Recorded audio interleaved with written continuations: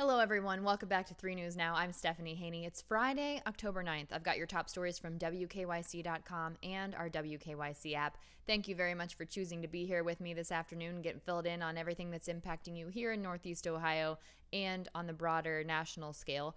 First up, we start with some news for people who have been waiting, hoping for that updated stimulus check, thinking that it might possibly come before the election. Well, Senate Majority Leader Mitch McConnell is basically dashing those hopes.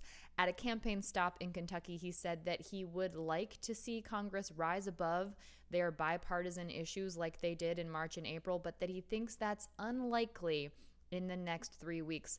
With the election just 25 days away now, coming up on November 3rd, Mitch McConnell has officially said that he does not think a COVID-19 relief package is likely before Election Day. And even at this point, if something were to be passed, the likelihood that those benefits would actually get to Americans before Election Day is very low. Despite this, President Donald Trump tweeted this morning that COVID relief negotiations are moving along and tweeted, "Go big." White House economic advisor Lawrence Kudlow told reporters that developments are positive and that the bid and the offer have narrowed. As we know, House Speaker Nancy Pelosi and Secretary of the Treasury Steven Mnuchin have been at odds over what Pelosi would like to see and what the administration wants to offer, and not able to come into the middle there. But now Kudlow is saying that those two numbers have gotten closer together. However, Mitch McConnell does have a role in this as the Senate Majority Leader, and he says we do need another rescue package, but the proximity of the election and the difference about what is need at this particular juncture are pretty vast. That's coming from McConnell, who would have to play a role in this. Now, for those exact reasons, though, other Republicans are concerned, like Senator Ted Cruz, who told a reporter on CNBC's Squawk Box today that Republicans could see a real, quote, bloodbath of Watergate proportions if voters are angry and broke when they cast their ballots this election in the next 25 days. Now, Ted Cruz blamed Pelosi and Senate Minority Leader Democrat Chuck Schumer for holding up COVID-19 relief. Now, McConnell says that he is open to resuming negotiations after the election in a lame duck session, but it's just a murky prospect depending on the results. Not exactly clear what he means there. On Friday today, House Speaker Nancy Pelosi had a less than stellar outlook. She gave a letter to her colleagues in the House, and she wrote, "Clearly and sadly, the administration does not share this priority of crushing the virus. The president does not have the capacity." That could be a reference to the conversations that Pelosi has been having about the 25th Amendment and wanting to put a process in place to remove a president that has been deemed incapable or lacking capacity to hold the office, something that she has called into question with President Donald Trump being diagnosed with COVID-19. Now, here in Ohio, at least one of our COVID-19 numbers is looking very bleak today. We have those new numbers in from the Ohio Department of Health, and we have seen the largest daily reported increase in new COVID-19 cases since the start of the pandemic. This is the biggest number that we have seen. In the last 24 hours, there have been 1,840 new cases of COVID-19 reported. That brings the total number of cases we've seen here in Ohio dating back to March 9th to now over 166,000. That number is 166,102. This is this 24-hour daily reported cases number. That's more than 300 more than we saw yesterday, which was already a high number, which was 1,539. Now, our 7-day average positivity rating remains the same as it did yesterday at 3.3%, and the latest figure is 3.9%. That's the daily figure. And what we're talking about now is for all the COVID-19 tests that are being done, the percentage of those tests that come back positive. We've seen 11 new deaths reported in the last 24 hours. That's down slightly from yesterday when we saw 13 new reported deaths, and we are just under 5,000 total deaths now here in Ohio. That number is 4,994. In the last 24 hours, we've seen 101 new hospitalizations. The number of active hospitalizations has dropped just a bit. That number is now 849 people who are currently in the hospital being treated for COVID-19. And of those 849 people, 240 of them are in the intensive care unit. So that's about 28% of all the cases being treated for COVID-19 are being treated in the ICU right now. And we've seen 18 new ICU admissions in the last 24 hours. Now, as for the hospital beds that are available currently in the state of Ohio, about 26% of our hospital beds are currently available for people that need treatment. About 74% of the beds here in Ohio are being used by people who need treatment for something, not necessarily COVID-19. Now let's take a look at the national and the global numbers. These come from Johns Hopkins University.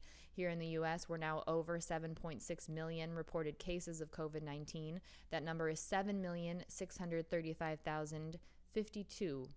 And we are now over 213,000 reported deaths related to COVID-19. That number is 213,158. As we say each day, this number has been holding steady, but it is very important to make this point. We have a little over 4% of the global population, and 20% of the known global deaths come here from the U.S. when it comes to COVID-19, and 21% of the known global cases of COVID-19 are here in the U.S. Globally, the total number of cases reported now is at 36,694,318, and globally, the total number of reported deaths is now 1,064,355. Now, as we talk about the factors that make COVID-19 potentially more harmful to different people with those risks and those underlying conditions, one of them is obesity. And we do now know that doctors are saying that obesity is considered to be one of the most serious underlying conditions when it comes to people developing the more severe symptoms of COVID-19. So a Cleveland Clinic expert actually shared why that is. It's Dr. Ali Aminian. This is the director of the Bariatric and Metabolic Institute at the Cleveland Clinic. One of the things that's talked about here when it comes to obesity being a serious factor is having a body mass index of 30 or higher. That increases the risk of severe illness stemming from COVID-19. So Dr. Aminian says first, one of the reasons why that is because obese patients are likely to have a weakened immune system, which makes them more susceptible to infections. Now, to really put a pin in this and really sort of drive home the fact that obesity is a major risk factor, the flip side of that is also a reason why obesity is a major risk factor, because obesity can lead people to have an overactive immune system. So if you have a weakened immune system, that's an issue. If you have an overactive immune system, that's an issue. That's because something that COVID-19 does is makes your immune system go into overdrive, and that leads to inflammation as your immune system tries to fight off the COVID-19, and that can lead to damaging your other organs. The doctor said that obesity is a chronic inflammatory state, and that causes the patient's body to produce cytokine and excessive amounts of cytokine. And what that does is that's a molecule that helps regulate the immune system, but the excessive amounts of it is where you get into trouble, because COVID-19 infections also trigger the release of these cytokines. And when that combines together, you get an especially excessive amount in the body, and that's called a cytokine storm, and that's what can lead to the immune system attacking the organs within the body.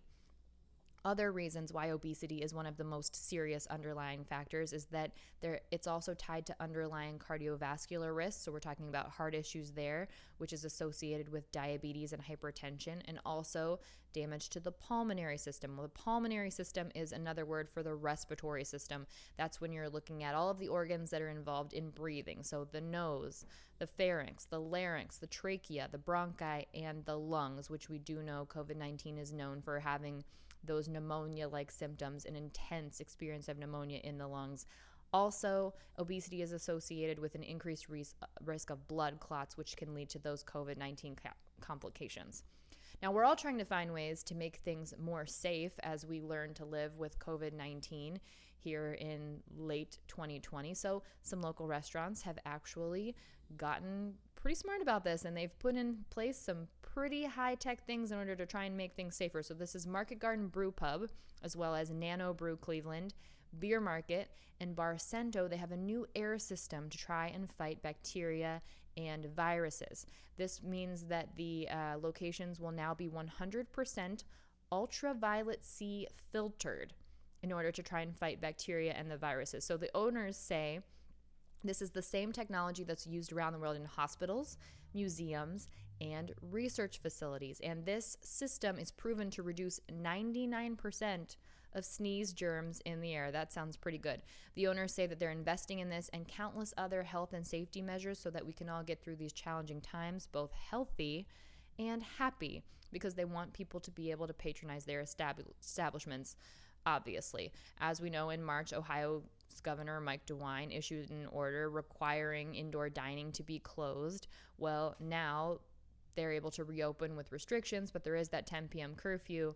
And according to a survey released by the Ohio Restaurant Association last month, 80% of establishments in Ohio are expected to lose money in 2020. No shocker there, because people haven't been able to experience going out the way that they have been prior to this year. Now, according to that same poll, 50% of bars and restaurants said they wouldn't be able to survive another year under those current conditions. So these kinds of developments are crucially important, not only to our health and safety, but also to the economy of these businesses. So that's what they're doing at Market Garden Brewery and those sister locations in order to try and keep things a little bit safer. Now we have some good news related to the treatment of former NBA star Delonte West. Dallas Mavericks owner Mark Cuban has taken it upon himself to take a special interest into the rehabilitation of player Delonte West. Now, Delonte West last played in the NBA for the Mavericks in 2011 and 2012. You may remember he was here for the Cleveland Cavaliers in 2008 and 2010. Well, Mark Cuban tweeted a picture of him today. He said, "Ladies and gentlemen, I present to you Delonte West. A long, long, long way to go, but he has taken the first steps and shared these with all of us as a thank you for the love and support."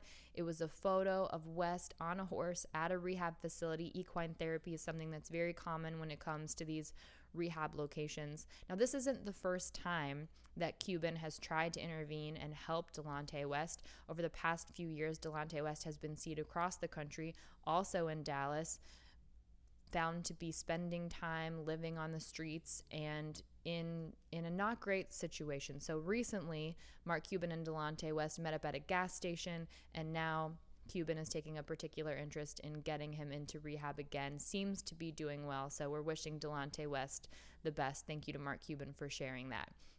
Here in Cleveland, Odell Beckham Jr. is saying that, yes, he is the happiest that he's been since college. This is him agreeing with Jarvis Landry, who he went to LSU with, and they were there together in 2011 to 2013.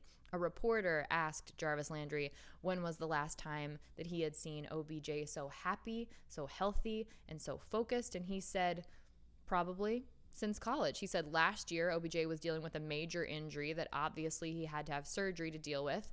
Now he was coming into a new system, a new team, talking about the Browns and all of these things that weigh on you. He said it would weigh on anybody. Well, OBJ agreed with that.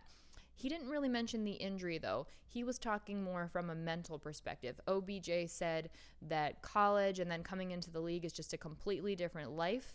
And when he was in college, it was kind of right before that social media era and all that stuff. And it's just a different day and age now. And he thinks that right now he's probably been in one of the best spots that he's been in. Well, Landry kind of tied it all together, tying the injury and the mental state together. Landry said this year his body has kind of calmed his mind down from all of the things that he had going on, and he can go out there and perform at a high level each and every time he takes the field. Well, OBJ definitely did that on Sunday against the Dallas Cowboys. He totaled 154 yards.